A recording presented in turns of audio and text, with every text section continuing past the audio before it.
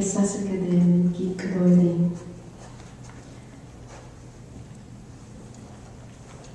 What is your earth?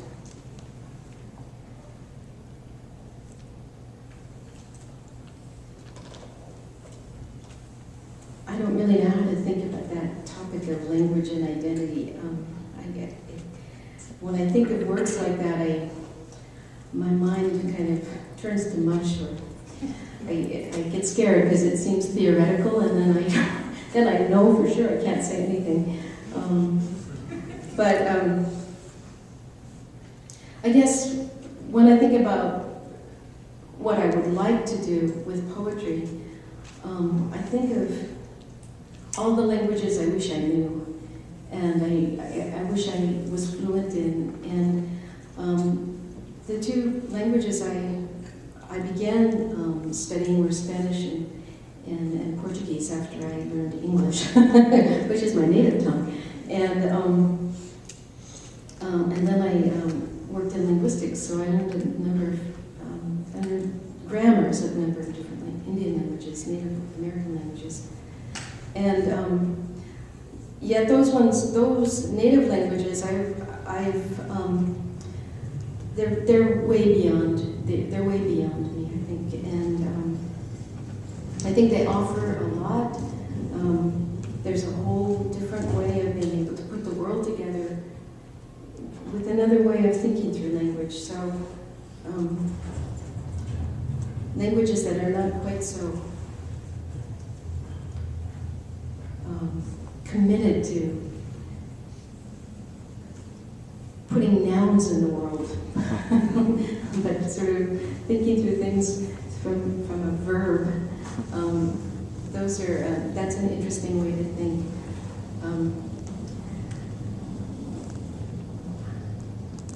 I guess as a lesbian writer, I grew up in that sort of generation where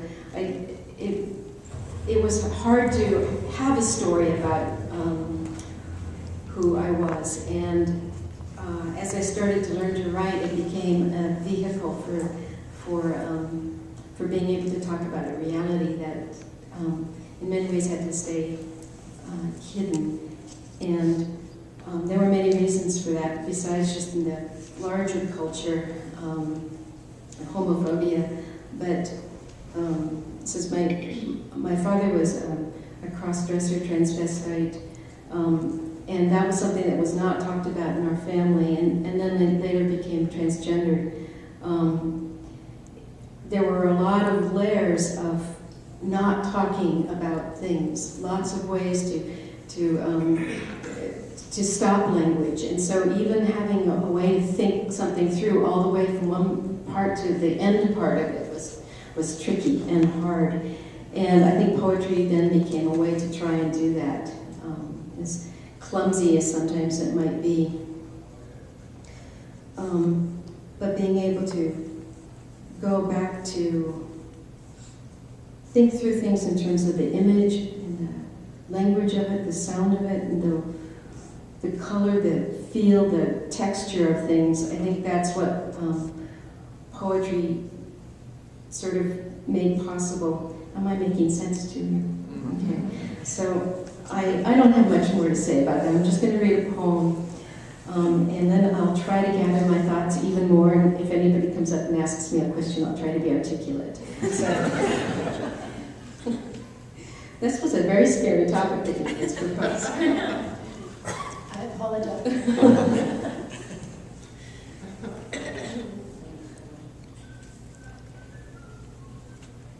I love Lorca too. Oh, yeah. And I'm actually writing a lot of gazellas right now, but and I'm trying to figure out what a gazella really would be. But I like to use other languages, especially Spanish, and someday I'm going to use some Portuguese in a poem. But Spanish was the first language that I started learning beyond English. So this is called Poema de Amor. Spent the night in Mojave at the edge of the desert, one cold January on my way home to you. At dawn, I filled the tank at an Arco, bought a steamy cup of Java, then got on the road driving east alone. The radio waves were full of static. automatic in that old Ford Falcon, till I hit La Emisión Mexicana, and a two-tone accordion waltzed over the wires, a duet of voices, and that lovely rapid-fire Spanish blasting up from across the border.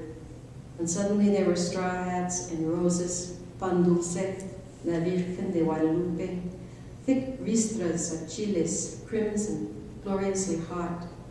The sun crept over the horizon, a streak of cochineal, and a chilly fog drifted in gullies, socked itself in along the Colorado.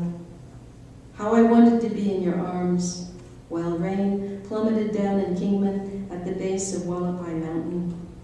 Snow came falling like tiny feathers all around Flagstaff, the peaks of San Francisco.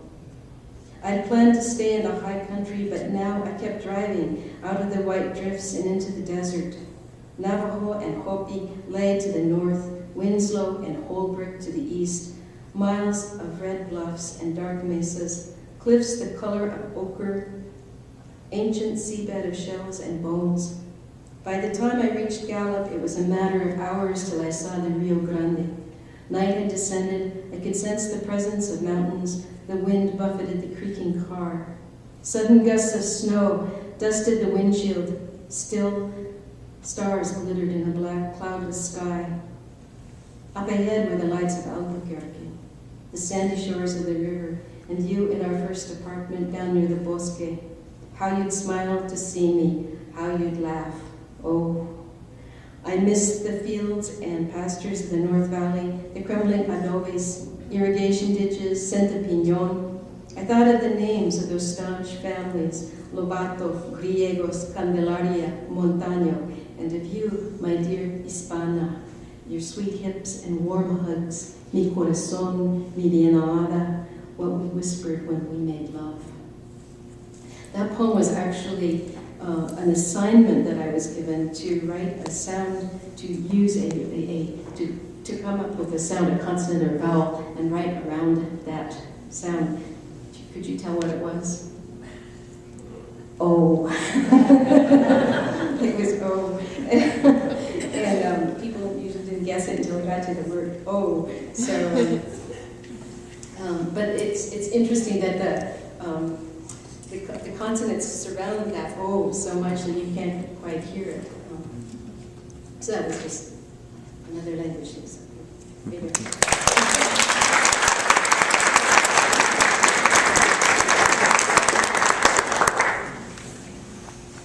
I told Melissa I wanted to sit on the end so I can make an easy exit if I need to. I don't actually need to run away right now, but I do need to grab one of my books because I wasn't quite prepared with the reading part. So let me just grab it. I apologize. No, it's okay.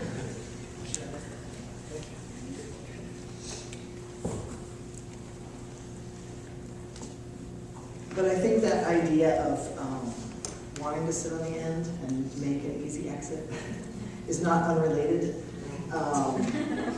to lots of things. But specifically, my personal experience in my body and in relation to queerness and language. I feel like you sort of alluded to it in my bio, but I'm genderqueer and transgender.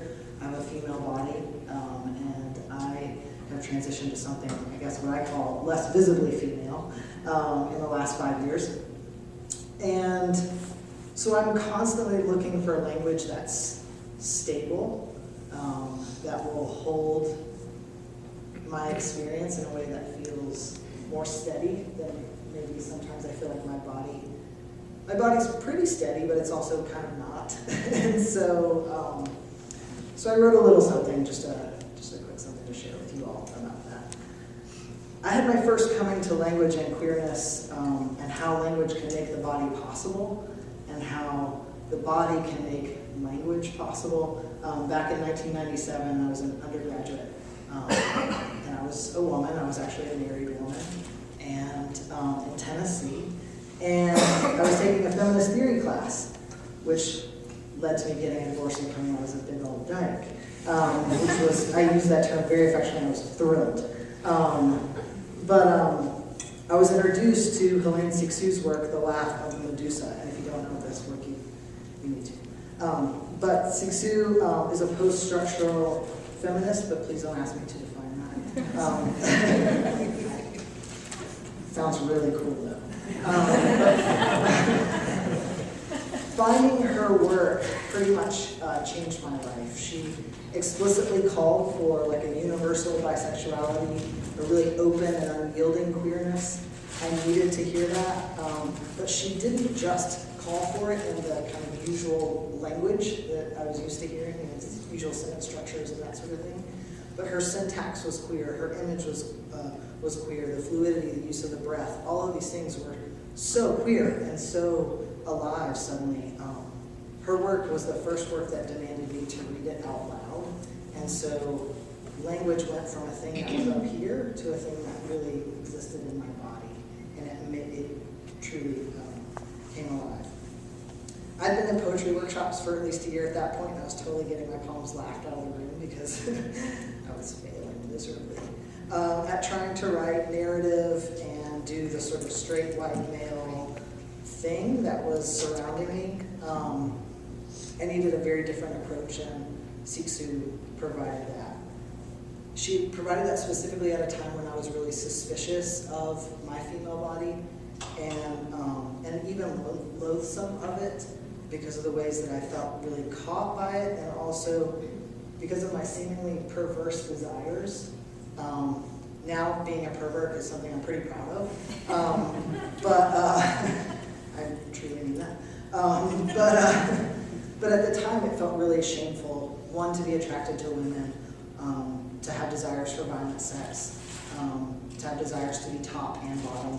All of those things felt utterly shameful and something that I could never give language to. And yet, also what was happening with my body as I was becoming a woman is that it was up for public consumption, right? Like my body wasn't really mine in the way that I wanted it to be mine, because I feel like, at least my experience as a woman was that my sexual power wasn't always rooted in me. And that felt like a real problem to me. I didn't like or want my identity to be a collective project. You actually mentioned something about sort of the ways that identities are collectively defined. And for me, transitioning has actually been a way to claim that back and to say, like, no, I actually get to decide, like, who I am or how I show up in the world. So that was a big shift. And even though I had been exposed to like Whitman and other gay writers and theorists, they just felt really too binary for me. And for me, I wanted and still want to be all of it, male and female, top and bottom. I want a language that doesn't feel like it's caging me, but feels like it actually opens up possibilities. I wanted a language that felt honest about its instability, and honest about its shortcomings, honest about its lack of sense and lack of clarity and insistence on music. I want language to be a trust-building business, and that to me seems like my project. I feel like the ways that language is used is often to disrupt trust. And so Siksu was the first person that I feel like broke that open for me. She says that our sexuality is directly tied to our styles of communication, and I believe that's true. Personally, as a genderqueer person, I feel like I write and I exist as a counterpoint to other ways of existing, neither of which are good or bad, just as a counterpoint. And what I hope to do in my writing and in my life is sort of expand that attention and the understanding of what's possible. The last thing I'll say is that I've come to understand language recently in the last couple of years as a way to create my body. I'm on testosterone, but in terms of, basically in sexual relations, the only way to create the body that I feel like I'm living is through language. And so without that, I would have a really hard time being fully expressing myself. And so for that, I'm actually really thankful of language, even though it can feel also very slippery and unstable. So that's what I got. Oh, I'm supposed to read something. Yes, sorry.